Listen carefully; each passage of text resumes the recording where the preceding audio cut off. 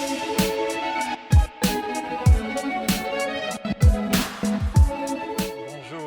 and welcome to Paris for this great event. I am honored to be sharing some ideas with you this morning on even more looking for the beautiful agenda that Patrick presented a few minutes ago because I'm sure this week is the best learning week of my year.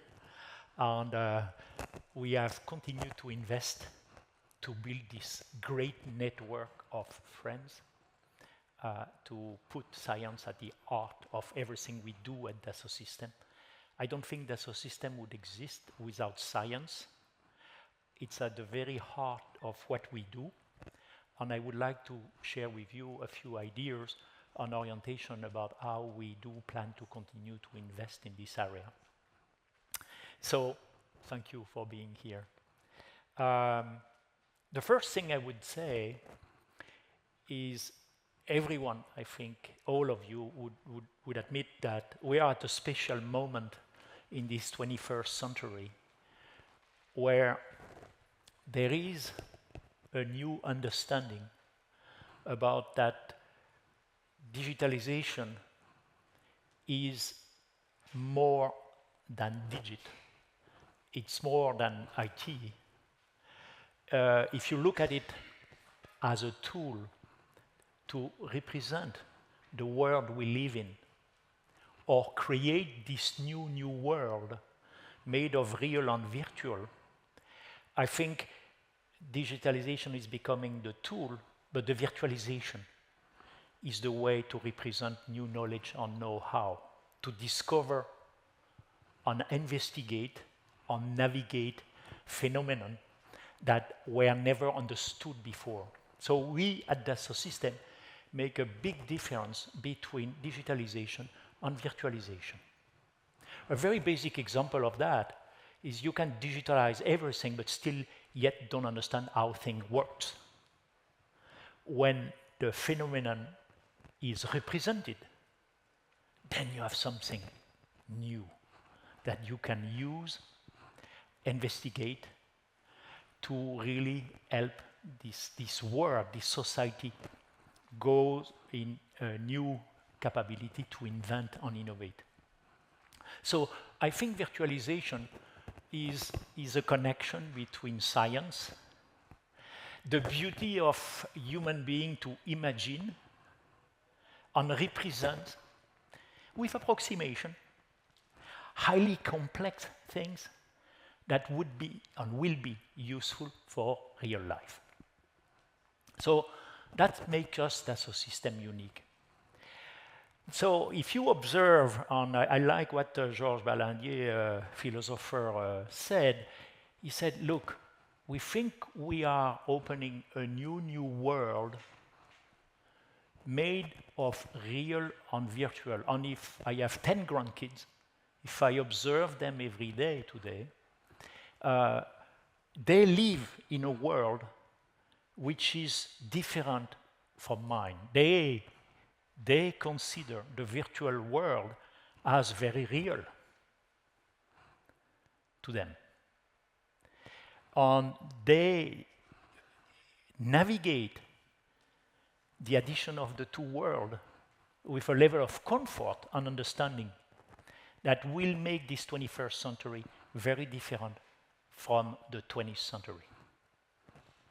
But the question about it is, if we admit that this is creating a new world, as Balandier said, how are we going to live in it to become inhabitant of this new world? What are the consequences on the laws, on the trading convention for the world? I'll give you an example that probably was a masterpiece in the Dassault Systèmes history. The day we engage with a very large company to bet that indeed we could do an entire airplane, 6,000 engineers, 80 years, 60 countries, 12 billion investment, 3 million parts, and that we would be able to make that project work to a point where we could guarantee that the takeoff will happen safely without doing physical prototyping. That day we demonstrated that what was possible in the virtual representation was going beyond the observation of the physical product itself. It was a crossing point. Would a country now buy such kind of highly sophisticated product, disassemble them, and try to copy them? They cannot make it the same. Would that same country use the virtual representation of both this product as well as the process? They would replicate the product. For the first time in the human history, what was observed by human was less unreplicable, was less than being able to reuse the virtual representation of that object. It changes everything.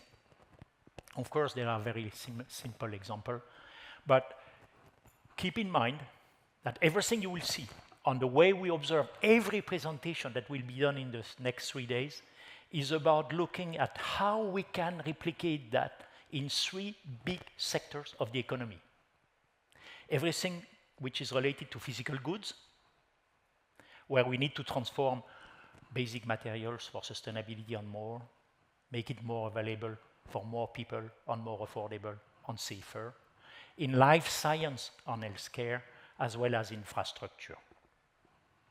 So the purpose of Dassault Systèmes, which calls for harmonizing product, nature, and life, is about betting that we indeed can invent together representation of extremely complex phenomena where we'll be able to predict, evaluate the entire life cycle of things, the positive and negative aspect of things prior to producing them. We are applying this in those 3 sectors that you see here. And you may know that 85% of all EVs in the world, and we really invested a lot with startups in this, are today designed and simulated with our collection of software. In the life science industry, because we are so far from understanding the fundamental science that guide biology, we decided to attack it from the clinical trial.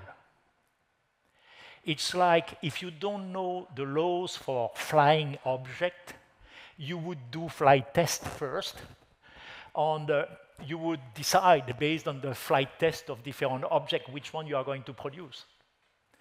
So we took that approach for life science, and today 70% of novel drugs are clinical trial with Dassault Systèmes platform called Medidata.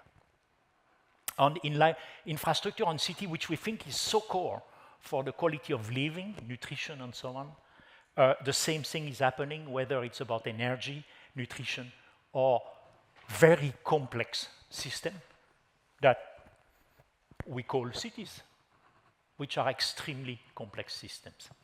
So the journey on the way we build this global collaborative environment with the world science, using technology as a technique,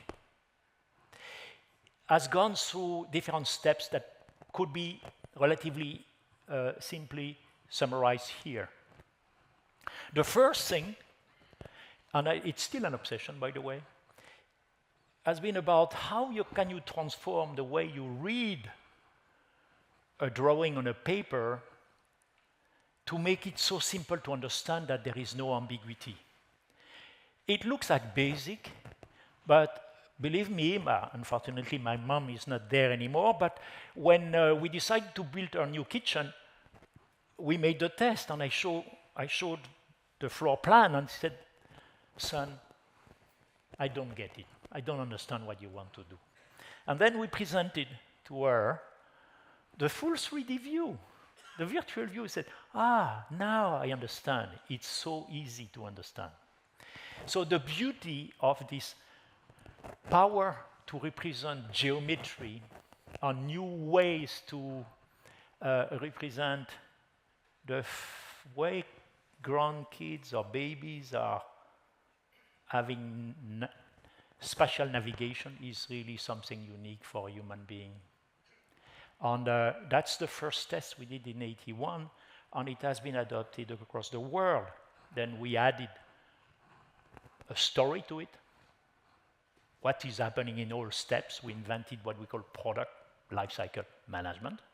We invented it. And it's a discipline, it's a set of processes. We invented another approach, which is quite interesting.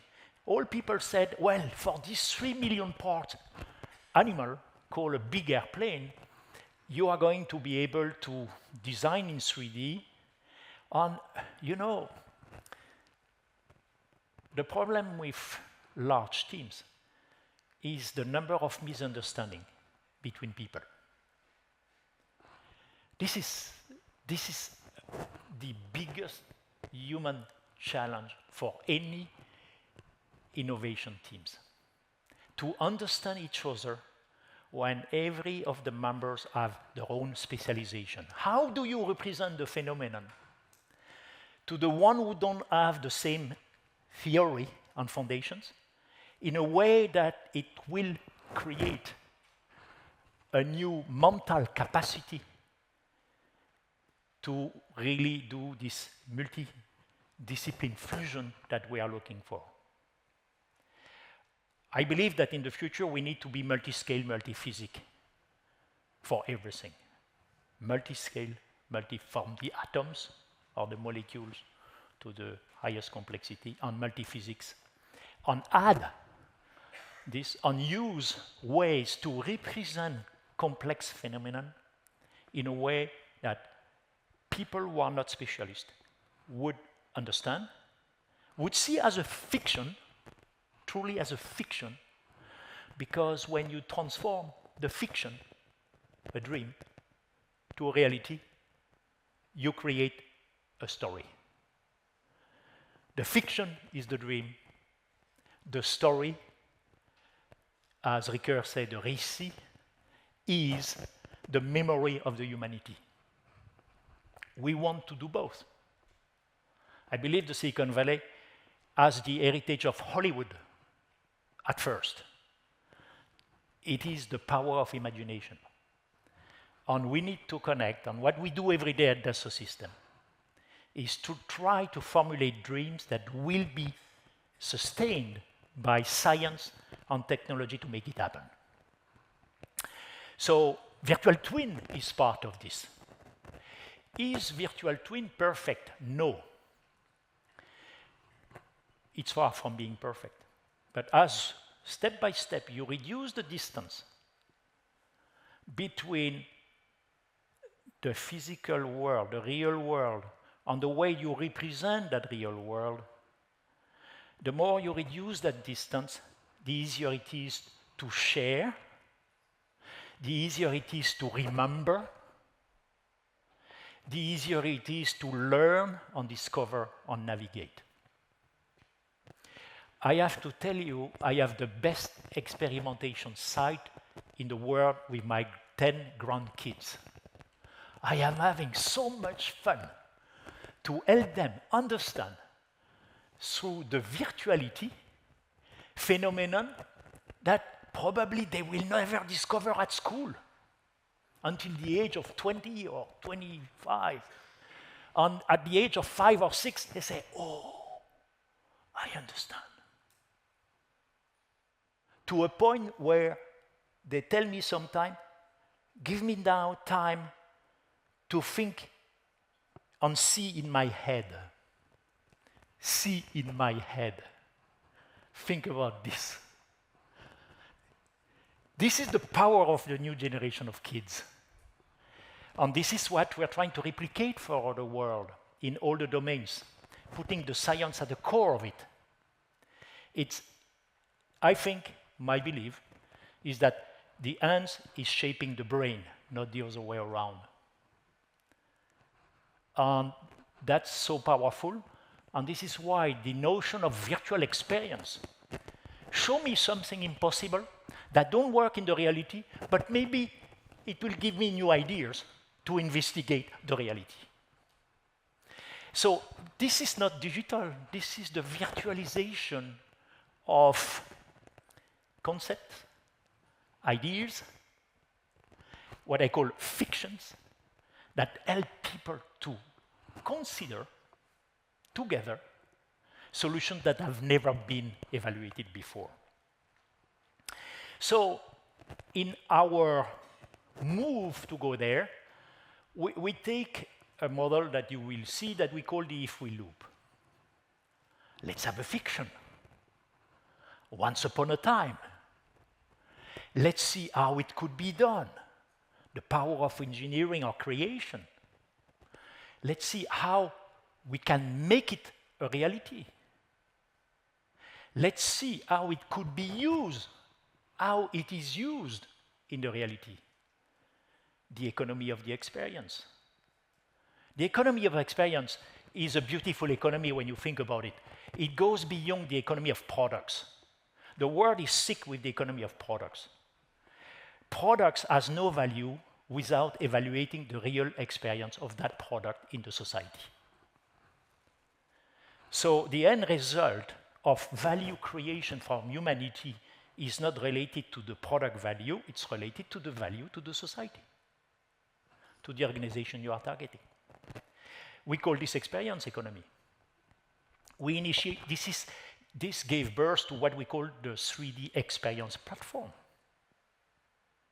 What's the next step? If you think about these 500,000 companies that are using our solution in the world, and if you think about the volume of data representation we have done for 100% of the planes that flies today in the world, for 80% of the cars, for most of the satellites, for most of now the new molecules for clinical trial, or even for certain parts of cities, it's a massive content which is now available to put a technique called learning system to reveal how engineers for many years have been creating things. So it's upside down. We have focused for 40 years trying to create a representation, and now we are saying, okay, we are going to observe what you have created, dear customers, and we are going to reveal to you something you have never seen. We call this the generative economy. And this is possible because the technique of AI. And AI is a technique that has to be oriented to provide this new interpretation to something which is now in the memory of the humanity, those digital and virtual representation, that will be used to learn and then generate solutions. And why is this important? Because the transition of knowledge and know-how between generations, it's very hard. It's very hard. We see in very highly regulated, sophisticated sectors that being able to train companions in the shop floor to do things right takes years. It takes years. People think that it's easy. It's not easy. Because there is so much knowledge and know-how which is not capitalized, which is in their heart, brain, and heart. Hand, brain, and heart. And this is why the companion doing those sophisticated things are unique. How you capitalize and build that? Generative economy is going to redefine all this horizon. And this is why we think that this moment of using science to navigate the real world of life science, the real world of how you create sophisticated, secure goods, or how you create proper infrastructure, is a great time. 12 seconds to conclude. I'm so happy to have named my successor at Dassault Systèmes. I can go back to school. I will be your pupil for the next 3 days. Thank you very much for being here and enjoy this 3 days conference. It's really something where we think we can contribute to improve the quality of living for people in the world. Have a good day and enjoy your time.